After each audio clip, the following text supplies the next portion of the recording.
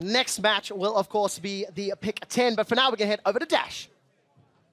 Thank you very much, gentlemen. After our first victory here in the arena, going over to EU, I have to say, a little painful as an NA caster myself, but we're here standing by with amazing after that victory. I want to come to you first because when I spoke to Huni, he said you guys didn't do any practice and you're going to rely on individual skill. It ended up working out. If anything, what does that say about Team Fire and the fact that they have been practicing for this event? I mean, NA, they didn't practice that much. It is ranked 5, so I wouldn't rate it that highly, their practice. But I think EU has a bit of talent there, So we've been exporting pretty much, but we still have some left. So I'm pretty happy with the outcome. You're being too nice to Team Fire right now. Now, a lot of players, though, did look at this tournament, and certain ones were saying, well, it's going to be a very fun event. I'm going to try and pick out their champions. Others were saying, I don't care if it's all-stars. I want to win. On which side of the fence are you? Because we saw a fair number of, top-tier champions being picked up there in Picks and Bans. Yeah, we'll obviously try harding, Nah. It was like, you go on stage, you're like, I kind of want to troll. Kind of want to troll a bit, and then you see the other players, you stare them down, you're on the other side, and then you see it in their eyes, their competitive nature, and you just want to beat them. What's that like? Because you guys, we've done in the round a couple times now, but here in this arena, extraordinarily close with each other. Are you sharing looks in the middle of the game and using some intimidation tactics? Obviously, I told Darius before the game that I was going to gank him, and I'm actually going to stare him down while ganking him. Didn't happen, but I still kind of changed a bit of looks, that kind of shit. Yeah, definitely got to be intimidating. Well, a great start there by Team Ice. Thank you, amazing, for the interview. And we're going to send this back over to the desk to finish out the post-game analysis for that game. Thank you so much. It's all-star. Amazing. It's all good. We also tried to interview Huni after as well, but he just sat in his chair and he was like, I made a horrible, horrible mistake after playing against that NA team. That's what happened. The best performing members in this game were playing in the North American LCS. Not yet. I'm happy, regardless of the result. NA may have not won, but we actually did win. Yeah, there's one player that really stands out in this series, and his North American LCS's own Huni. If Europe's gonna claim him in the first place, let's be real here. We was exactly as much claim as you guys do. So you don't. Right now, you don't. It's all-star. It's still the season. He is playing for Team Europe. Let's take a look at what they decided to play with, though. Let's take a look at the team comps. Beforehand, Fisho was very adamant. It's actually the replay. Yeah, well, let's talk about that straight instead. into the Clown Fiesta here in mid lane. Aframo did not want to lane with double lift, so that way he was constantly roaming, and it worked. At the start, some really good engage here, but Frogger managed to just buy enough time, and then eventually people joined in. Amazing. I actually like some of these plays here, dodges a couple things, but then the greed happens. Casino will come in with a blind hook later on. Very long play overall, but I kind of like the chaos, the accelerated gameplay. Chaos style.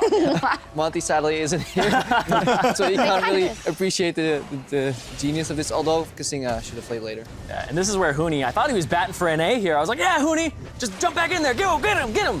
And, Yeah, unlucky. Never lucky. Unlucky. One thing I'm actually realizing now as we get into this game is I feel like Meteos on this champion should be in every single fight, because when ice meets fire, all you get is a bunch of water. So, Zach gonna be kind of global, I think, in this tournament. Or Steam, depending, how far depending how much fire comes in. But if you win more than one game. Well, instrumental after that replay, as we see the team comp here as well, is we talked about the Anivia being picked up yesterday. Frog was like, you think I'm not going to pick Anivia? And up against Syndra, but Bjergsen was so fed so early. Yeah, Syndra does fall off, though. She suffers from problems where people get a little bit tankier, and then she has that mid-range, and then her wave clear is a little questionable. But at the same time, I honestly think that this Anivia is so hard to deal with. The wave clear, and when they were going for the pushes on the other side, where it looked like it was going to be a base race, right? Yep. The Anivia just shows up and the wave's gone. Hilarious. But I love, actually, just in pure analysis, this matchup's very interesting. Just how it flows, because it's so dependent on the items. Froggen obviously went Mercury Threads into Athenes after his Rod of Ages because he was going to stack MR. Then Bjergsen had the new build where he goes for the tier 3 Spell Thieves, where you can actually harass proc the Spell Thieves procs even though you're lasting at the same time. Go for catch with Spooky Ghost. But then Bjergsen adapted to Froggen's build by rushing the Void Staff early. So it was actually really smart from both players. Eventually, Froggen did outscale. Bjergsen couldn't find the picks. But overall, I liked NA's whatever team Ice. Fire. I'm fired. But yeah, I should know this. I keep forgetting. I just like the roaming style they played. Especially Zach. and Bard together, portals and jumping over walls, you can actually ward against that. I really like that what they're bringing to the table, but just, yeah, not crisp enough, and then eventually... Not crisp enough. Reflecting actually NA's performance at Worlds in week 1, that was the first 10 minutes of the game, and then week 2 we came in and we saw the comeback from EU. It's great because it scales based on the situation you're in, right? At Worlds, the first week is good, the second week is bad. We go over to IEM Center, the first day is good, the second day is bad. Now we get into a single game, we get 10 minutes, and the other 20 suck. So, I mean, you know, I don't know if, like, our studio is going to blow up, like, partway through the split next time or something. Like, I don't know, but, like, NA really just, like, stamina issues all across the board. Well, let's take a look at the specific moment in which EU was able to fight back. Let's take a look at that replay where NA is on the tower, but EU realizes, hey, we still have a dang good comp. This play is just orchestrated beautifully by an NA LCS player. You're going to see Huni jump in here. He just flash, leaps in, 4 people. Absolutely incredible. Let's roll this clip because Huni, yeah, I'm excited for him next, but hold on. Who jumps in 4 people? I don't even get that. No, I don't know how many people get 4 people in a Jack stun. And then former TSM star Kasing comes in with the, like, massive like boom. The ult from Kalista as well. You know, lots of knockups through. And yeah, I mean, this is to be fair, this is NA pushing without double lift. Like, and the thing is, these guys should be used to this, right? Like, most of this team has played a double lift before. Like, half the time he's doing Raptors, this time he's dead, and they're like, he doesn't even have a choice. Double lift can't join the team. Like, yeah, let's just siege into Fog of War, into an Anivia as though it's going to work. We learned a lot.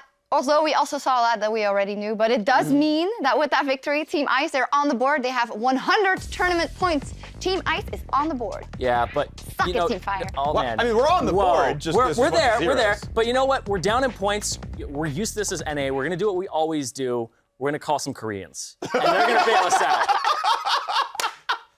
Calling a Koreans. We still got this. Or reverse sweep in the end.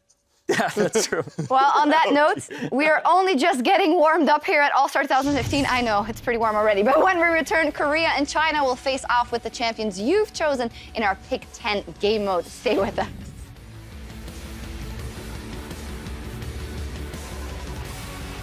Oh no, he's gonna tell Not again. No, guys, we were just getting over it. Oh god. 4 kills in less than a minute. But Huni taking a turret shot. Double left has got his double kill. And that's it. The rappel comes up, but what goes up must come down. He flashes away. Meteos has the mechanics. Counter-Strike is charging. That's a 4-man stun. Bjergsen's already down. Let's join him in the end. No, response. It's bad. Huni finds the kill. It is a golden bird of Anivia by Froggen. Afromu is taken out. 100 points to the blue side and Team Ice.